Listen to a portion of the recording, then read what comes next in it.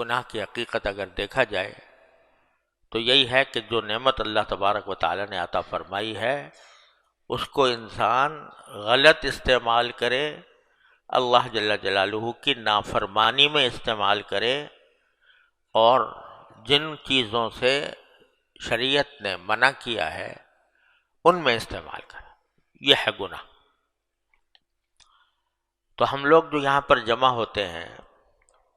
اللہ تعالیٰ کا فضل و کرم سے سبھی ایسے ہوں گے یقیناً جو الحمدللہ نمازیں پڑھتے ہیں، روزے رکھتے ہیں، جن پر زکوٰۃ فرض ہے وہ زکوٰۃ بھی دیتے ہوں گے،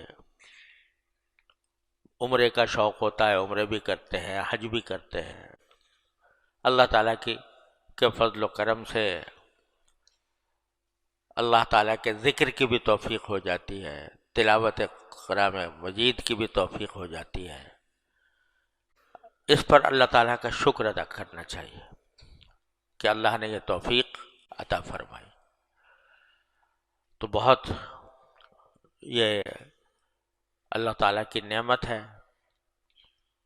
اور اس کی توفیق کے بغیر کوئی کام نیک کام نہیں ہو سکتا۔ اللہم لولا انت مہتدینا ولا تصدقنا ولا صلینا، اے اللہ آپ کی توفیق نہ ہوتی تو ہم نہ نماز پڑھ سکتے، نہ صدقہ دے سکتے، نہ روزے رکھ سکتے۔ تو اللہ تعالیٰ کی اس توفیق پر شکر ادا کرنا چاہیے۔ جیسی کیسی بھی ہم پڑھتے ہیں الحمدللہ پڑھ لیتے ہیں، یہ نعمت ہے اللہ تعالیٰ کی۔ اس لیے اس مجلس میں شرکاء کو اس بات کی دعوت دینا کہ نماز پڑھا کرو، الحمدللہ پڑھتے ہیں پہلے سے، لیکن جو چیز خطرناک ہے وہ ہے گناہ۔ اللہ تعالیٰ محفوظ رہے۔ خطرناک چیز گناہ ہے۔ اچھے خاصے نمازی، صف اول کے پابند اور بزرگوں سے تعلق رکھنے والے، اور اپنی شکل و صورت سے لے کر اپنے اعمال و افعال تک سب میں نیک نظر آنے والے، اگر اپنا گریبان میں منہ ڈال کر دیکھیں تو گناہوں سے بچنا ان کا سب سے بڑا مسئلہ ہے۔ کتنے گناہ ہیں جس میں جان بوجھ کر مبتلا ہو جاتے ہیں، کتنے گناہ ایسے ہیں کہ جو بے شعوری کے ساتھ، یعنی جان بوجھ کر نہیں لیکن اپنے نفس کی کمزوری کی وجہ سے مجبور ہو کر انجام دے جاتے ہیں۔ تو ہمیں زیادہ فکر اس کی کرنی چاہیے۔ وجہ اس کی یہ ہے کہ اگر کوئی شخص اتنا عابد اور پرہیزگار ہو، عابد اور زاہد ہو کہ اس کی کوئی نماز نہ چھوٹی ہو، فرض نماز، اور وہ گناہوں سے بچ کر رہا ہو، زندگی اس نے گناہوں سے بچ کر گزاری ہو، چاہے نفل نماز ایک بھی نہ پڑھی ہو، تہجد ایک مرتبہ نہ پڑھا ہو، کوئی نفلی نماز نہ پڑھی ہو، کوئی نفلی ذکر نہ کیا ہو، کوئی نفلی تلاوت نہ کی ہو، اور لیکن گناہ سے بچ گیا، زندگی گناہ سے بچ کر گزار دی، انشاءاللہ وہ جنت الفردوس کا مستحق ہوگا، باوجود ہے کہ اس نے کوئی نفلی نماز نہیں پڑھی، کوئی نفلی عمل نہیں کیا، لیکن گناہ سے بچ گیا تو اللہ تعالیٰ کے ہاں وہ جنت میں داخل ہوگا۔ اور اگر ایک شخص ہے کہ جو نفلیں بہت پڑھی، تہجد گزار ہے اور تلاوت کرتا ہے اور ذکر کرتا ہے اور سارے دین کے کام انجام دیتا ہے، لیکن گناہوں میں مبتلا ہے، وہ آنکھ کا گناہ ہو، وہ زبان کا گناہ ہو، وہ کان کا گناہ ہو، وہ معاملات کا گناہ ہو، وہ معاشرت کا گناہ ہو،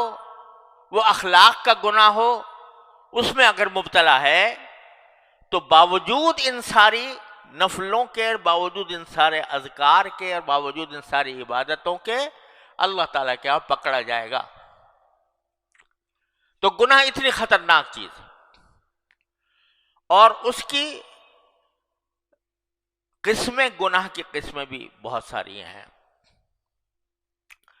اور حاصل ان کا وہی ہے جو میں عرض کرتا رہا ہوں کہ اللہ جل جلالہ کی نعمتوں کو غلط استعمال کرنا، اس کی مرضی کے خلاف استعمال کرنا۔ اللہ تعالیٰ کی مرضی کے مطابق استعمال کر لے، وہ نیکی ہے، وہ ثواب ہے، وہ اجر ہے، وہ جنت کا موجب ہے۔ اب خاص طور پر میں جس پر بہت زیادہ زور دیتا ہوں، وہ دو ہماری نعمتوں کے دو غلط استعمال ہے جو بہت زیادہ عام ہیں اچھے خاصے نیک لوگوں کے اندر۔ ایک آنکھ کا گناہ اور ایک زبان کا گناہ۔ یہ دو چیزیں بڑی خطرناک ہیں، اور اس میں اچھے اچھے تہجد گزار لوگ مبتلا ہیں۔ آنکھ اللہ تعالیٰ کی نعمت، اتنی بڑی نعمت، اتنی عظیم نعمت، جس کا آدمی ساری زندگی سجدے میں گزار دے تو شکر ادا نہیں ہو سکتا۔ مفت مل گئی ہے، بغیر کسی محنت کے مل گئی ہے، اس واسطے اس کی قدر نہیں اور اس کی عظمت کا احساس نہیں۔ کسی دن اگر اچھے بھلے آدمی کو کسی وقت اچانک چند لمحوں کے لیے بھی اس کی بینائی چلی جائے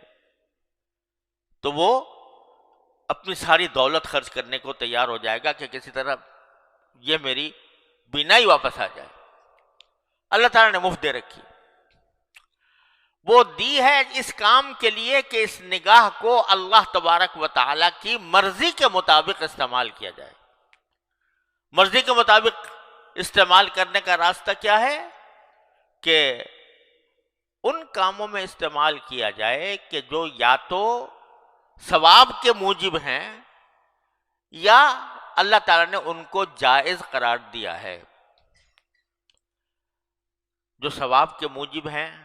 ان میں نگاہ کس طرح استعمال ہوگی کہ آپ، حدیث میں آتا ہے کہ والدین کو ایک محبت بھری نگاہ سے دیکھ لینا یہ حج اور عمرے کا ثواب رکھتا ہے۔ یہ نگاہ کا وہ استعمال ہے کہ جو اللہ تبارک و تعالیٰ کے فضل و کرم سے وہ موجب اجر ہے، موجب ثواب ہے۔ اپنی اولاد کو محبت کی نگاہ سے دیکھنا، پیار سے دیکھنا، یہ بھی خود اجر و ثواب کا سبب ہے، کیونکہ نبی کریم سرور دو عالم صلی اللہ علیہ وسلم کی سنت تھی کہ وہ آپ اپنی اولاد کے ساتھ محبت فرماتے تھے، پیار سے فرماتے تھے، ان کو دیکھتے تھے، ان کے بوسے لیتے تھے۔ ایک مرتبہ رسول کریم صلی اللہ علیہ وسلم کے پاس آپ کے نواسے موجود تھے، تو رسول کریم صلی اللہ علیہ وسلم نے ان کو گود میں لے کر پیار کیا۔ تو ایک صاحب دیہاتی قسم کے آدمی تھے، وہ بیٹھے ہوئے تھے، تو وہ کہنے لگے آپ اپنے بچوں کو پیار کرتے ہیں؟ میں نے تو ساری زندگی اپنے کسی بچے کو پیار نہیں کیا۔ تو رسول کریم صلی اللہ علیہ وسلم نے جواب میں کہا کہ بھائی اگر تمہارے دل سے اللہ تعالیٰ نے رحمت چھین لی ہے تو میں کیا کروں؟ یہ تو اللہ تعالیٰ کی رحمت کا ایک تقاضا ہے کہ آدمی اپنے بچوں سے پیار کرے۔ تو اگر تمہارے دل میں یہ محبت نہیں ہے، یہ رحمت نہیں ہے، تو میں کیا کروں تمہارا؟ یعنی بتا دیا کہ یہ کوئی دنیا داری کی بات نہیں ہے، بلکہ یہ بھی اللہ تعالیٰ کی نعمت کو صحیح استعمال کرنا ہے کہ آدمی اپنے بچوں کو پیار سے دیکھے، پیار کرے، اور بھائی بھائی کو، مسلمان کو،